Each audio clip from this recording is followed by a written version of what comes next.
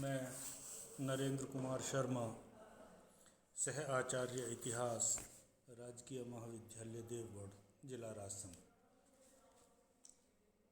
प्रिय छात्रों, आज हम बीए द्वितीय वर्ष के आधुनिक भारत का इतिहास विषय के प्रथम प्रश्न पत्र में पाश्चात्य शिक्षा का प्रसार इस विषय पर इस व्याख्यान के माध्यम से आपसे चर्चा करेंगे। हम ये देखते हैं कि जब कंपनी ने भारत में राजनीतिक सत्ता हासिल कर ली तो उसके द्वारा भारत में इतने बड़ी संख्या में कार्मिकों को लाना संभव नहीं था। जो कार्मिक अंग्रेज सत्ता और भारतीय जनता के बीच मीडिएटर की या मध्यस्थ की भूमिका निभा सके।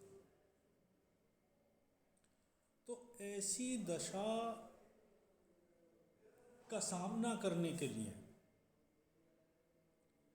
अंग्रेजी सरकार ने या कंपनी सरकार ने इस बात पर चिंतन किया कि हमें ये मध्यस्थ वाला जो वर्ग है, जो हमारी नीतियों को, हमारे विचारों को भारतीय जनमानस तक पहुंचा सके, और भारतीय जनमानस की बात भी अगर कोई है तो वो कंपनी शासन के या ब्रिटिश शासन के संज्ञान में लाई जा सके। तो इस हेतु एक ऐसे वर्ग की आवश्यकता थी जो इनके बीच सेतु का काम कर सके।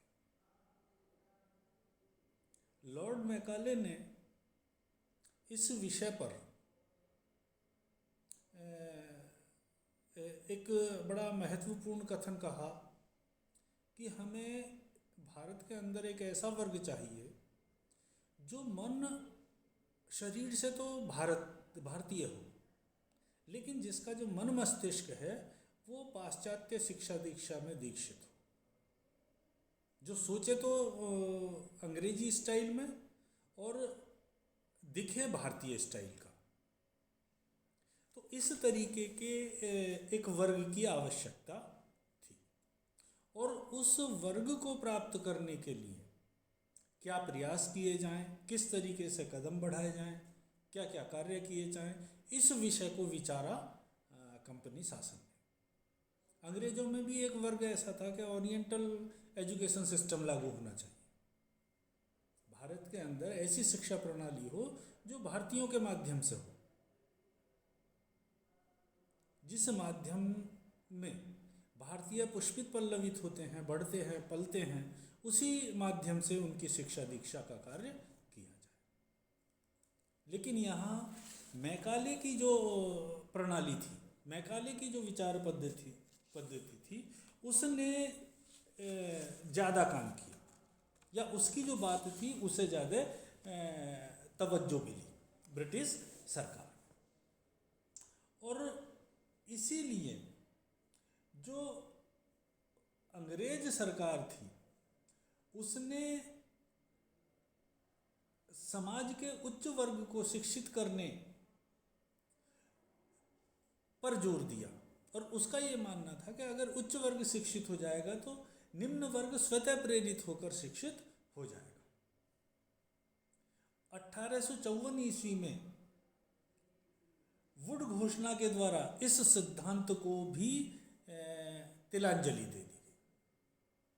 1844 ईस्वी में लॉर्ड हॉर्डिंग्स ने पहली बार अंग्रेजी विद्यालयों में भारतीय शिक्षकों की नियुक्ति करना प्रारंभ किया। लॉर्ड ऑकलैंड के समय ढाका, पटना, बनारस, इलाहाबाद, आगरा व दिल्ली में अनेकों कॉलेज खोलने की सिफारिश की गई, जो पाश्चात्य तरीके से भारतीयों को शिक्षित दीक्षित करेंगे। तो इस जो पाश्चात्य शिक्षा पद्धति थी, जब ये एक बार तय हो गया कि भारत के अंदर पाश्चात्य शिक्षा पद्धति के माध्यम से शिक्षा का प्रचार प्रसार किया जाएगा, तो उस शिक्षा को किस तरीके से प्रसारित किया जाए, इसके लिए जो कदम उठाए गए वो कदम कुछ इस प्रकार है। सबसे पहले वुड्स डिस्पैच एक्ट का निर्माण किया गया।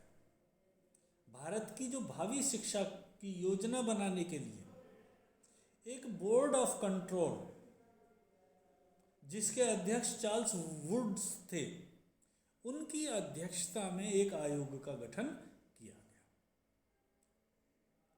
इस आयोग के तत्वाधान में भारतीय शिक्षा की नीति का निर्धारण किया, जो भारत के शैक्षिक कार्यक्रम का निर्देशक सिद्धांत बनी।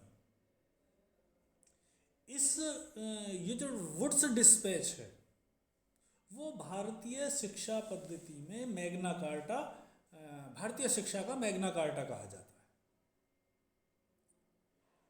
इस आयोग में जो महत्वपूर्ण सिफारिशें थीं वो कुछ इस प्रकार थीं कि पाश्चात्य शिक्षा का प्रसार इसका मुख्य उद्देश्य होना चाहिए। जो शिक्षा है वो अंग्रेजी माध्यम में होनी चाहिए, लेकिन प्राथमिक जो एजुकेशन है, प्राइमरी एजुकेशन, वो देशी भाषाओं में हो। फिर विद्यालय जो खोले जाएंगे उन्हें आर्थिक अनुदान देने के लिए व्यवस्था शुरू की जाएगी। फिर कंपनी के अंतर्गत आने वाले जो 5 प्रांत थे उनमें लोक शिक्षा विभाग का गठन किया जाए। लंदन विश्वविद्यालय के आधार पर कलकत्ता में, बम्बई में, मद्रास में यूनिवर्सिटीज़ की स्थापना करने की सिफारिश भी 1857 में यह आयोग करता है। और विश्वविद्यालयों का काम क्या होगा? उनका काम होगा परीक्षाओं का सफल संपादन और डिग्रियों का वितरण। अध्यापकों के प्रशिक्षण के लिए भी एक संस्था की स्थापना की जाए। व्यावसायिक शिक्षा और तकनीकी शिक्षा पर भी बल दिया गया था इस आयोग के द्वारा। और इस आयोग में यह निर्णय भी लिया गया कि किस प्रकार महिला शिक्षा को भी बढ़ावा दिया जाए। इस आयोग ने यह भी तय किया कि क्रमबद्ध तरीके से विद्यालयों, उच्च माध्यमिक और प्राथमिक विद्यालयों का एक जाल बुना जाए, एक नेटवर्क खड़ा किया जाए। तो इस तरीके से ये पहला आयोग था जिसने भारत में शिक्षा के लिए या शिक्षा के प्रसार के लिए बड़ा महत्वपूर्ण काम किया। इसके पश्चात जो एक अन्य बड़ा आयोग था वो था हंटर शिक्षा आयोग, जिसकी स्थापना 1882-83 ईस्वी में हुई थी। भारत में शिक्षा पद्धति की प्रगति किस प्रकार हो, इस हेतु W.W. हंटर की अध्यक्षता में एक आयोग, शिक्षा आयोग का गठन किया गया। और इस आयोग का काम था माध्यमिक शिक्षा और प्राथमिक शिक्षा किस प्रकार की, मतलब ये जो आयोग था ये प्राइमरी और मिडिल एजुकेशन को फोकस्ड होगा। इस शिक्षा आयोग ने प्राथमिक शिक्षा को स्थानीय भाषा में देने की सिफारिश की थी। हंटर आयोग ने माध्यमिक शिक्षा को 2 भागों में विभाजित करने का प्रस्ताव भी दिया था, एक साहित्यिक शिक्षा और एक व्यावसायिक शिक्षा। फिर इसके अंतर्गत साहित्यिक शिक्षा उन लोगों के लिए बताई जो लोग विश्वविद्यालयों में प्रवेश लेना चाहते हैं। हंटर आयोग ने महिला शिक्षा व नैतिक शिक्षा पर बल देने की भी सिफारिश की थी। शिक्षा के क्षेत्र में निजी प्रयासों पर बल देने का प्रस्ताव भी हंटर आयोग ने किया था। इस आयोग ने प्राथमिक शिक्षा स्थानीय बोर्डों व जिलों को सौंपने की सिफारिश की थी। तो इन सब जो सिफारिशें थीं, इन सिफारिशों से यह स्पष्ट होता है कि अंग्रेजी शिक्षा का जो प्रसार है वो एक क्रमिक विकास की प्रक्रिया था। उसका विकास क्रमबद्ध तरीके से होना था, जिसमें स्थानीय परंपराओं और पूर्व की शिक्षा प्रणाली की पूर्ण रूप से उपेक्षा की गई थी। कहते हैं ना कि जिस देश की संस्कृति को खत्म करना हो तो वहाँ की शिक्षा व्यवस्था को खत्म कर दो। अंग्रेजों ने इस आयोग के द्वारा इसी तरीके का कुछ कदम बढ़ाया। उन्होंने जो नई शिक्षा व्यवस्था लागू की वो समाज के कुछ तबकों के लिए लागू थी। ये शिक्षा सभी के लिए उपलब्ध नहीं थी। पिछड़ा वर्ग, महिलाओं और वंचित वर्ग में जो शिक्षा का पिछड़ापन है वो बना रहा। इसके अलावा जो व्यावसायिक और तकनीकी शिक्षा के स्थान पर साहित्यिक, दार्शनिक जो शिक्षा थी, इसका जो वो है पाठ्यक्रम वो निर्धारित किया गया।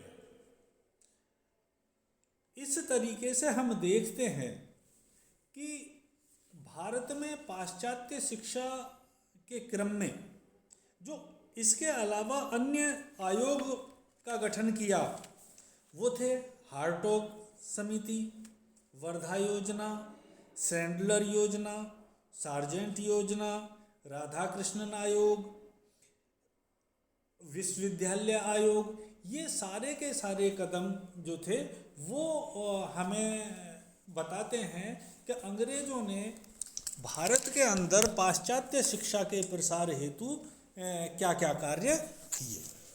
तो ये एक विषय था जो इस व्याख्यान के माध्यम से हमने आपके सामने स्पष्ट करने का प्रयास किया है। धन्यवाद।